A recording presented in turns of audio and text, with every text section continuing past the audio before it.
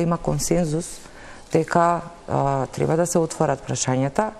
Проблемот е во еден суштински, правен би рекол проблем, а тоа е во моментов за трагедијата во Кочани има активна предистрага, можеби веќе и во истрага, не знаеме, не сме во тек, треба тоа МВР и обвинителството да не информираат, и во услови додека трае истрагата и додека се уште имам активни мерки кои што по самата природа на нештата изискуваат тајност и непристрасност, отворањето или прераното отворање може да направи попречување на самиот процес. Анкетната комисија не смее да биде замена за истрагата, затоа треба истражните органи, каде што и одговорноста всушност да си ја завршат својата работа. Во овој момент е навистина прерано за било какви чекори да се прават во делот на анкетната комисија. Тоа значи дека ќе имаме одредено попречување можеби во истрагата, не знаеме кога транспарентност би имале. Чисто да се формира, да се чека, токму што го зборувате. Во тој случај кој би бил ефектот?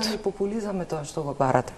Не прашувам дали е таква можна форма. Ние сме сериозни политички блокови. Би сакала да напоменам и уште еден случај. Значи имаме случај на спроведена анкетна комисија за онкологија во моментот кога траеше истрагата. Не знам дали имате вакви информации. Тоа не беше пречка да имаме ние во собранија во претходниот мандат анкетна комисија за онкологија додека траеше истрагата. Значи, овие аргументи не држат, бидејќи ако имаме волја на вистина да излезат на виделина вистината и позади решетки да одат во затвор виновниците и да сносат одговорност, тогаш зашто вака да си правиме политика и да се плашиме под наводници од целиот овој процес?